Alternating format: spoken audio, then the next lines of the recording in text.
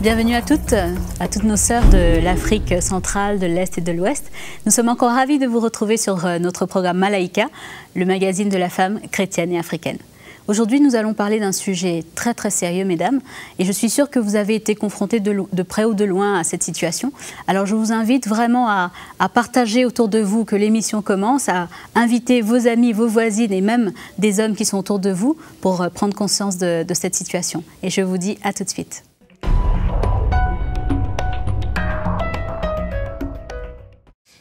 Alors voilà, mes sœurs, le thème du jour, c'est violence conjugale. Effectivement, c'est un thème qui est un sujet tabou. Beaucoup n'en parlent pas. Mais aujourd'hui, nous avons pris vraiment le pari, le risque d'en parler pour conscientiser nos sœurs. Et nous allons le faire aujourd'hui avec Mama Audrey. Mama Audrey, merci encore d'être avec nous pour cette émission. Bonjour Nadège, toujours heureuse d'être avec vous. Et nous avons également Mama Janine, bien sûr, Mama Janine, notre reporter sur le terrain à Kinshasa. Oui, bonjour Nadège, bonjour Mama Audrey. Voilà, et bien sûr Magali, que je ne présente plus, Magali, notre chroniqueuse, qui nous déniche toujours des informations sur le net. Aujourd'hui, les informations ne vont pas être tellement glorieuses, mais en tout cas, je suis contente d'être avec vous pour cette émission. Ah, et nous avons notre invitée en duplex, en direct de Paris, qui est notre sœur camerounaise, Sidonie Ekoto, bonjour. Bonjour Nadège, bonjour tout le monde. Donc voilà, on va parler de violence conjugale et c'est un sujet qui vraiment est passé sous silence dans beaucoup de situations, beaucoup de familles. Surtout les femmes n'en parlent pas, elles n'osent pas en parler, elles n'osent pas se présenter en victime. Mais avant de rentrer vraiment dans le vif du sujet, nous allons passer à la rubrique de Mag.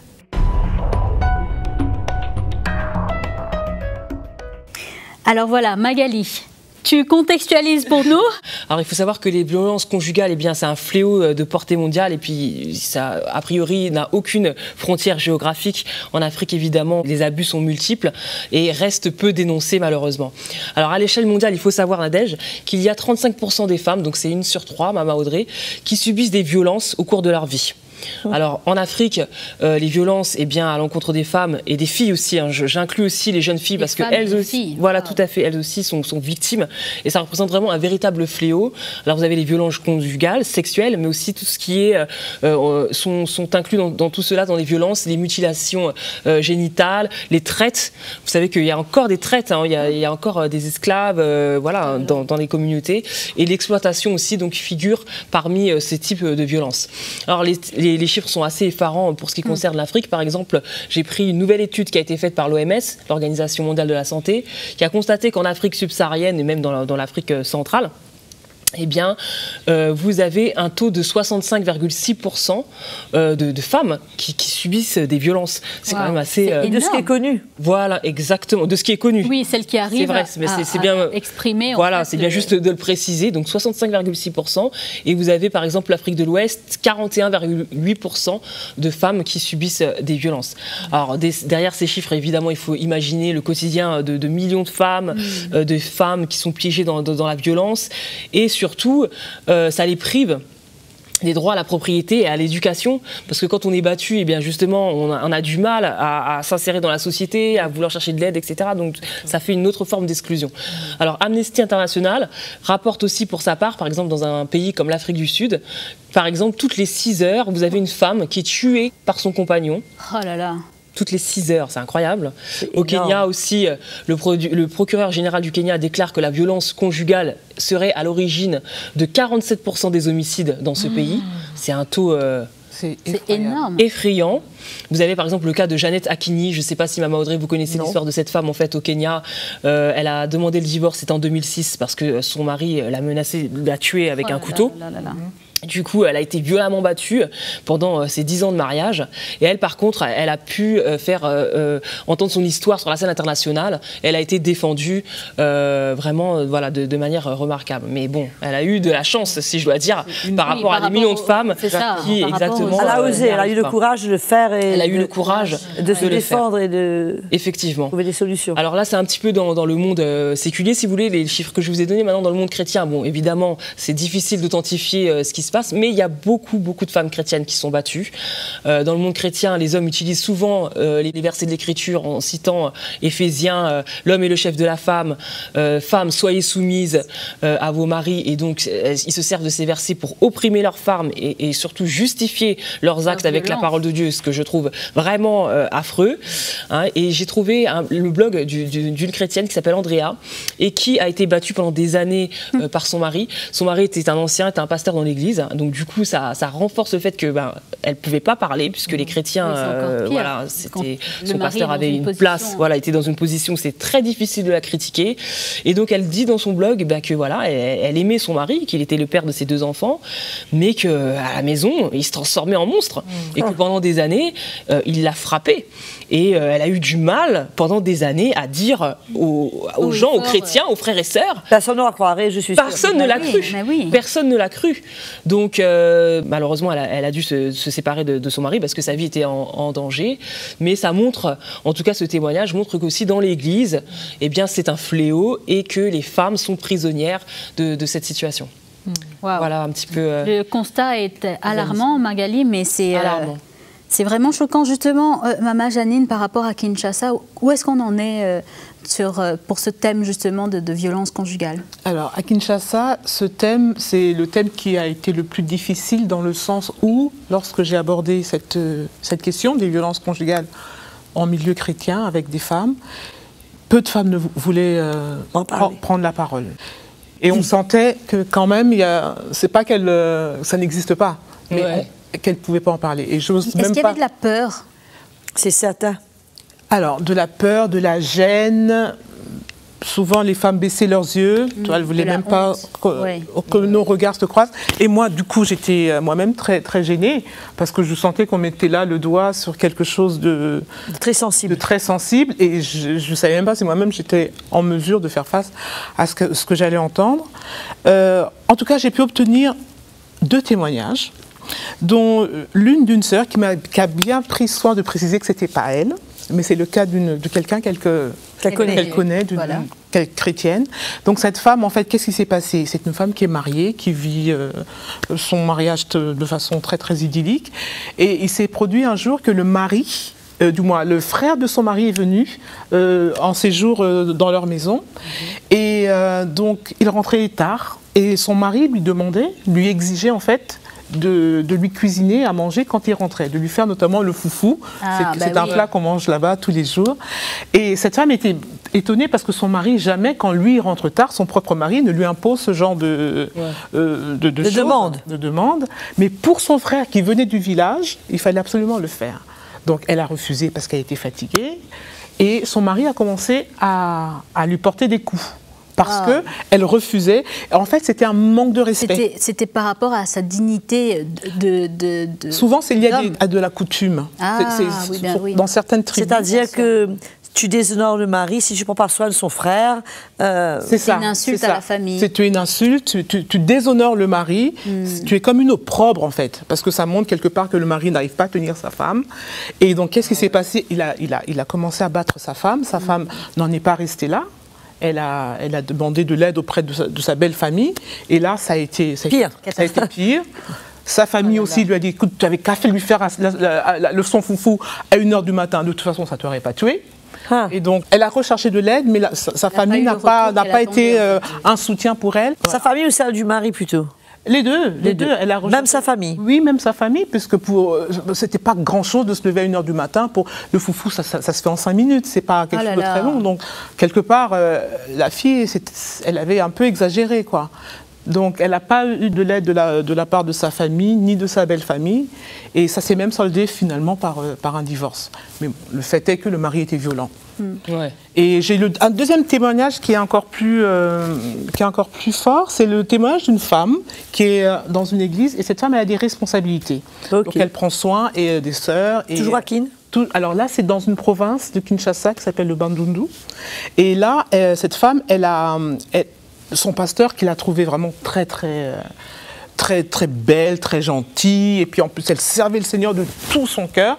Il lui a dit, mais c'est pas bon que tu restes comme ça, il faut que tu te maries. Et elle refusait de se marier, et il l'a vraiment encouragée jusqu'au jour où elle a accepté de se fiancer, mais elle commençait à faire des crises d'angoisse. Et elle a expliqué au pasteur qu'elle ne pouvait pas se marier parce qu'elle a vu sa mère, comment son papa la tapait et comment parfois elle était même laissée pour morte. Wow. Et toutes ces images-là lui revenaient, donc des crises d'angoisse. Elle a refusé finalement de se marier. Elle a dit, pasteur, je t'en supplie, je sers le Seigneur, je suis bien dans mon service, j'ai pas besoin de me marier. Et le pasteur a compris que c'était pas la peine pour lui ni pour elle de se marier. Ça, c'est que deux cas. Voilà, c'est incroyable. Mais justement, comme on est sur l'aspect témoignage, on va passer la parole maintenant à notre sœur Sidonie.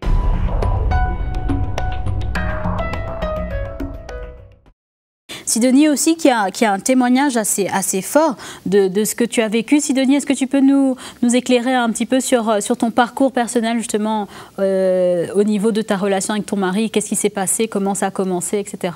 Donc, en fait, les violences ont commencé par petits bouts et après, ça a atteint des proportions exagérées. Donc, parfois, j'étais battue, j'étais à la rue, donc j'ai passé parfois la nuit à l'extérieur. Et quand j'essayais de chercher de l'aide, soit en me rendant au commissariat ou dans la famille, je me rendais compte que finalement, personne ne me comprenait. Parce qu'en fait, on me posait la question, mais s'il le fait, est-ce que c'est pas parce que tu as fait quelque chose? Autour de moi, tout le monde trouvait cela normal.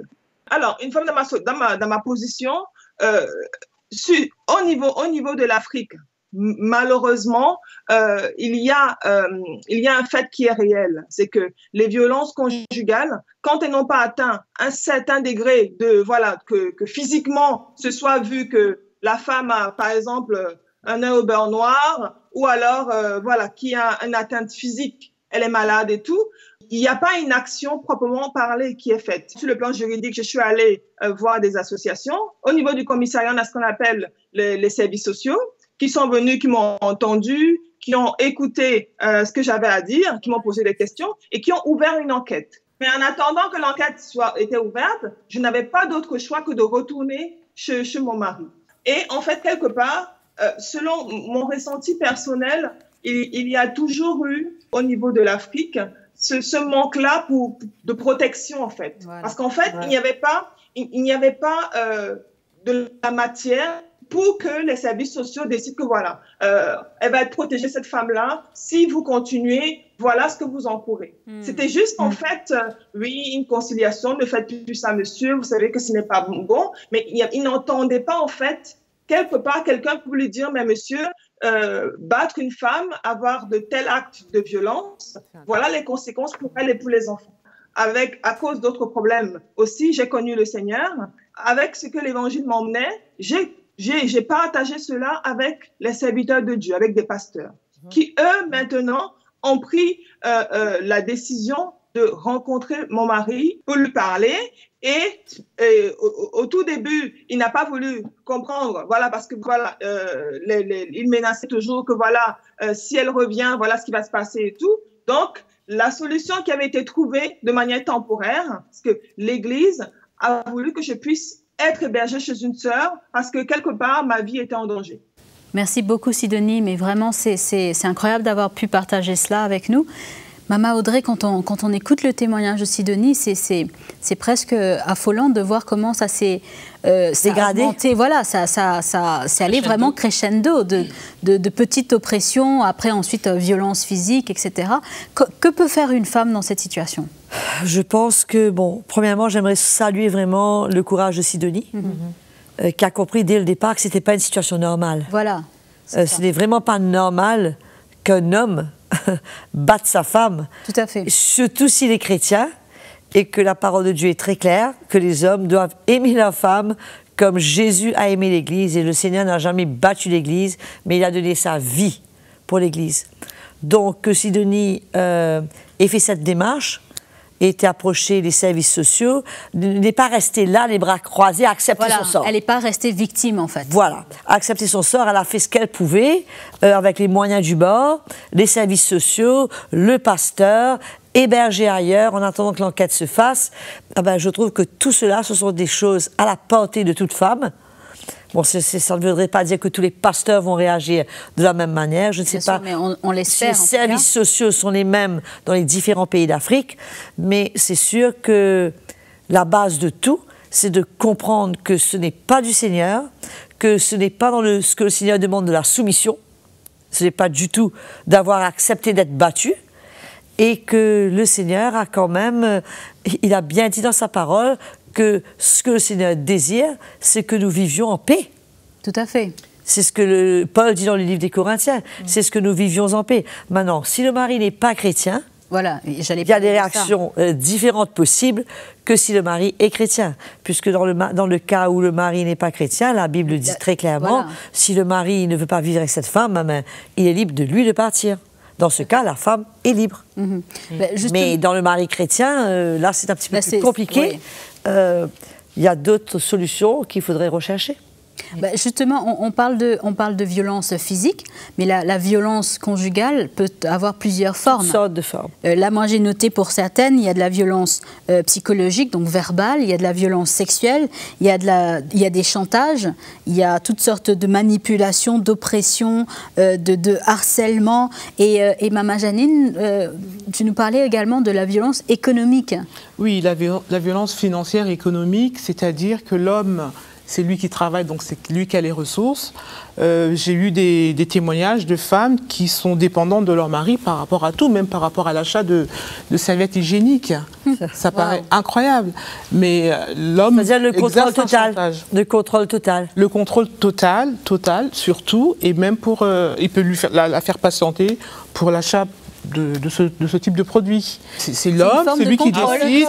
C'est une forme de contrôle, c'est une forme de violence. C'est une forme de violence. Et je pense que c'est la violence même la plus pernicieuse parce qu'elle est difficile à déceler. Elle est difficile à déceler et elle est psychologique, donc elle est violente et elle touche directement l'estime de soi et la confiance en soi.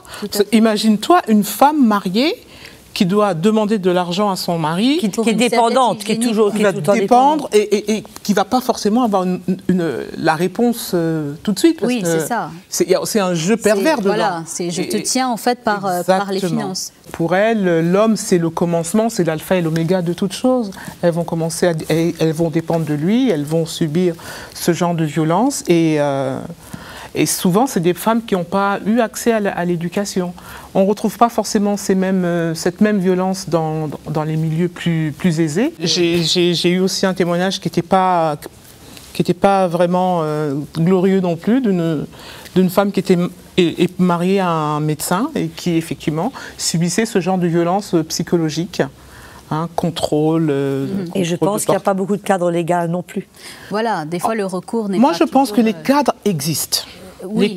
Les cadres légaux existent, parce que ce sont des pays qui ont signé des chartes au niveau de l'OUA, de l'Organisation de l'Union africaine, des chartes et des protocoles qui existent, mais ils ne sont pas appliqués. Ouais. Ils ne sont pas appliqués.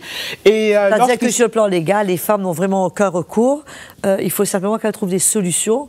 Et souvent, ce sont adaptées à leur situation. Les associations, peut-être une sœur biologique. À qui elle pourrait parler, trouver quelqu'un à qui parler, peut-être des associations féminines qui pourraient les aider. Et même dans le cas de Sidonie, l'église, le pasteur, parce qu'il y a des pasteurs qui sont quand même à l'écoute de leurs brebis et qui peuvent être une aide. De toute façon, j'ai constaté sur les questions de la dot, parce qu'il y a beaucoup d'abus aussi au niveau des dots, il y a quelques pasteurs, une poignée de pasteurs qui ont commencé quand même à dire non, là ça va trop loin, il faut faire quelque chose, parce qu'il y a des sujets qui... Il y a quand même un lien direct à certains moments entre cette dot qu'on paye, que l'homme paye, et le rapport qu'il entretient avec sa femme, où sa femme devient... à ce qu'elle a été achetée. Quelque part, si on présente ça, il a payé pour, donc en fait, propriété. Voilà. C'est un acte de propriété presque. Voilà. On se heurte aux traditions. Oui. On se heurte à des manières de faire qui ont existé et qui se perpétuent et qui se transmettent. Et le cas de ces femmes qui sont battues, généralement, de ce que je sais, ce sont des femmes qui rentrent dans un cycle de peur. Oui. Très, très vite, elles ont peur. Et quand tu as peur, tu n'en parles pas. Oui, elle est paralysée, en fait. Et elle rentre dans le déni. Et finalement, elles acceptent cela comme étant leur sort et comme étant normal, et ne réalisant même pas que le Seigneur ne leur demande rien de ce genre. Et encore une fois, que ces femmes, non seulement elles n'acceptent pas cela pour elles-mêmes, mais surtout pour leurs enfants. Voilà. Et qu'elles inculquent à leurs enfants le sens que ce n'est pas normal. Exactement. Que ce n'est pas quelque chose de normal, et qu'elles ne doivent pas s'attendre à vivre ces choses, et que ces enfants puissent, elles, se sentir libres de revenir voir leur maman. Pour en parler.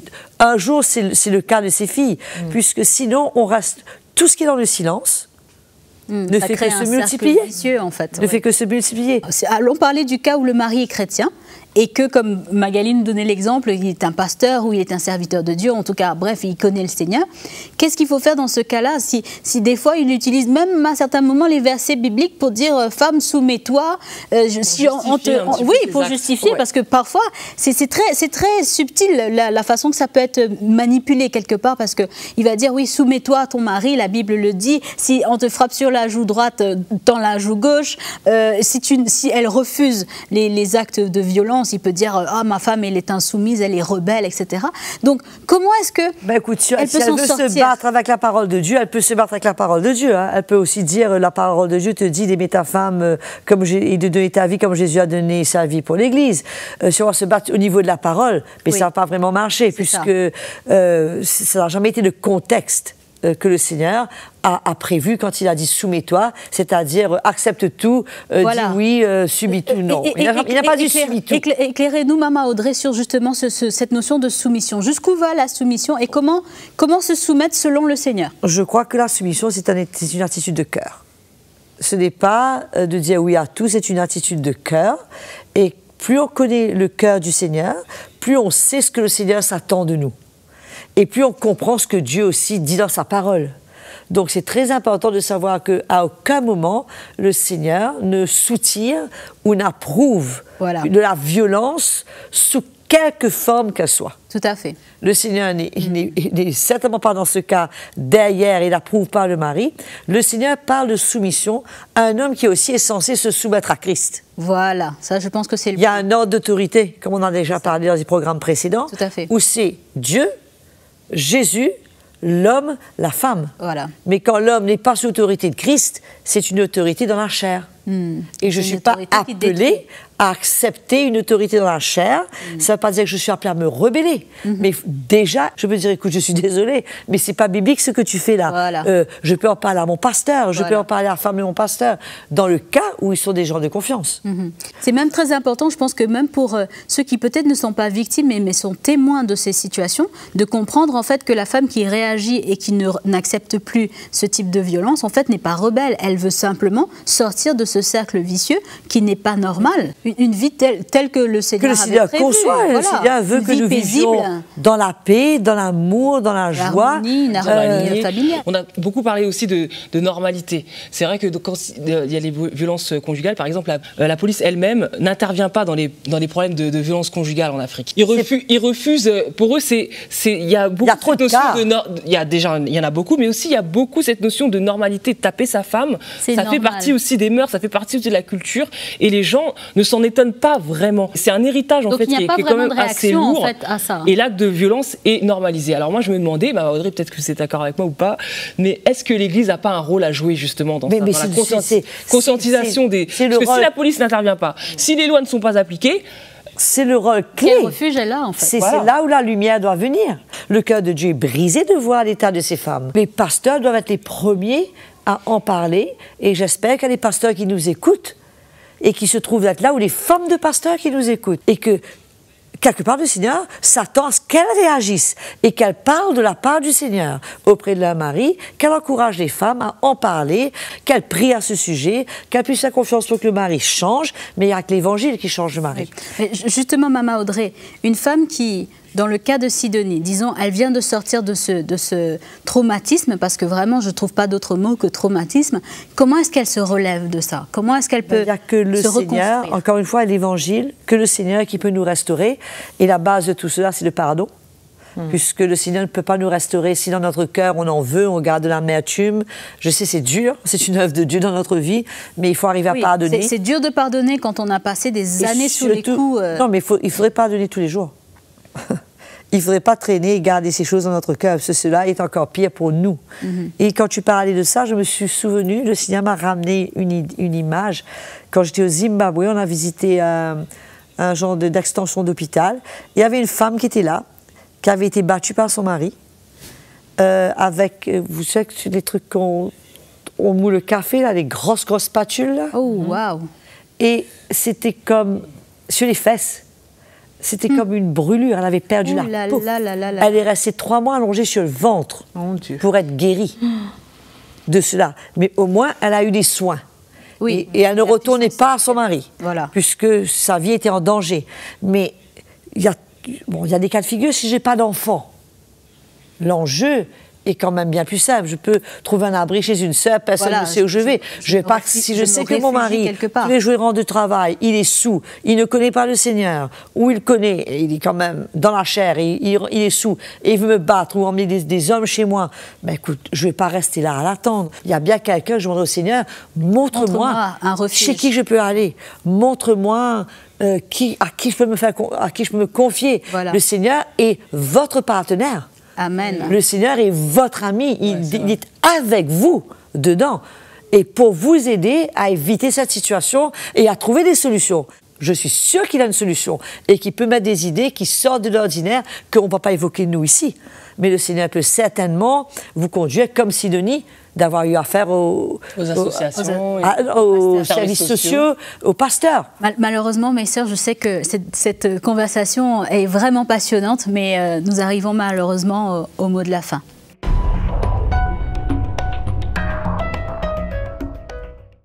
J'encourage ces sœurs à ne pas rester dans le silence, à trouver un moyen, premièrement, d'en parler pour trouver de l'aide pour elles-mêmes, déjà. Il y a 2 problèmes, le problème pour elles et le problème pour en sortir.